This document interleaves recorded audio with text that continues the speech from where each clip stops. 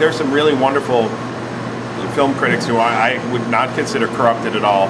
You know, when I read Roger Ebert now, like, I think that guy writes better than he ever did, and you would love to get his stamp on your piece of work, unless he says it's bad, and you'd say that guy's a piece of crap. Spoken like Geoff Edgers. Geoff Edgers, ladies and gentlemen, my collaborative partner, Geoff Edgers.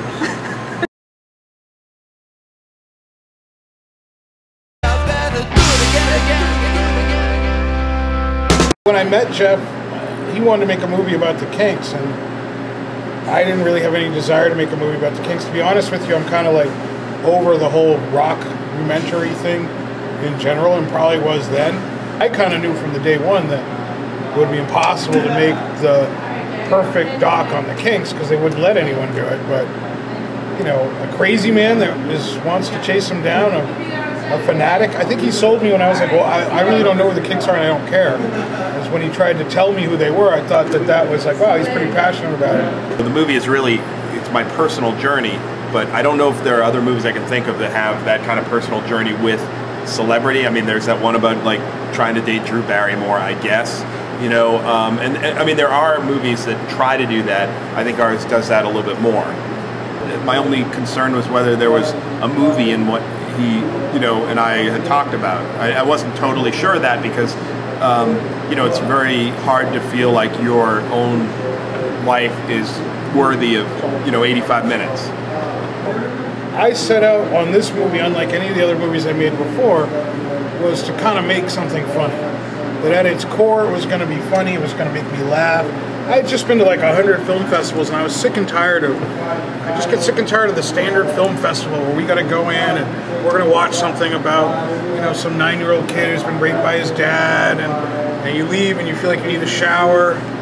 I just didn't want to make that kind of movie, and I thought that this was an opportunity to collaborate with him because of his, you know, he is absolutely fearless and he has absolutely no filter and will say anything.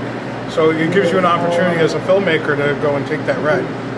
I saw a really good movie at the Cleveland Film Festival, but I only watched an hour of it because it was too late and I was there with my daughter. But it was the film Hipsters, which was it's playing in Boston at the film festival. It's a Russian musical set in the 50s. I don't really like musicals at all, but this movie just was incredibly, like, it looked great. It was clear that they'd spent a lot of money on it. The songs were good. They were unexpected. I just really liked it. And, you know, after seeing other films at festival that I'm not going to name, but I was really unimpressed by, it was nice to see something that was fun and great in that way. I mean, one thing we found on the film festival circuit, Rob already knows about this, but it's very, very political. You have to find the right people to advocate for you. And if you don't work hard at it, your film won't even be seen in the reviewing process by the right people. No, it'll be seen by somebody. It's the equivalent of sending in a short story to the New Yorker. If you don't advocate and find the right person, it'll be read by some, you know, senior at Yale who's doing her, you know, internship there, and it'll be up to her to decide whether you go to the next round or not. And I don't think it should be that way, personally. Not just anything wrong with some young person fresh out of college reviewing material. We're in festivals in Chile, Warsaw, Transylvania. The festival, film festival in Transylvania. We just got into a film festival called Tallgrass, which is in Kansas. But you know, I just send it off. You know, every day I go to the post office with you know, where I send it off to send it off to festivals that are interested or I've written to and asked for a waiver on their fees. And so we've got one I'm sending off to New York. I send it off to Dublin. I send it off to Cork, Ireland. I send it off to San Sebastian. Just, you know. Oh, we're also in Korea and Taipei. So, you know, the reality is we want our film to be seen, and this might be our only theatrical run. So we want to have it go anywhere it can go. The thing about this movie is either you're going to love it or you're going to hate it. And since it was designed from its core to be a quote-unquote funny crowd pleaser, it's awesome at festivals. You know, I go in, I make sure it's working, watch the first couple lines, I can walk out, I know exactly what's going to happen for the rest of that showing. I know where they're going to laugh, where they're going to get quiet, where they're going to do whatever, because it was designed for that crowd. Because I just felt like, having gone to a couple hundred festivals myself, I'm just sick of walking into a movie where they're attempting to make me feel bad about some big issue that I have no control over and can't do. And so this movie's fun because it's a movie about a person who has a big issue that every single human being on the planet will eventually have. And that is, what have I done with my life? What am I doing with my future? Where am I going?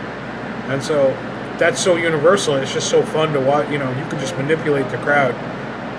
From a directing standpoint, there's no greater feeling than knowing, oh, I got you there. Ooh, gotcha. Wait for it, wait for it, wait for it. Bam! Here's Daddy. When we interviewed Sting, and when it was over, I tried on this film is to always leave the camera running, even when we would traditionally say cut, I'm cut, but just leave it on and see what happens. And there was this great moment where he just was talking to one of my other students, Alexandra Castro. I was like, did that happen? And she was like, yeah. I mean, just the look on his face. I think that's when I was like, okay, this is gold. And that's when I kind of knew that it was worth sticking with.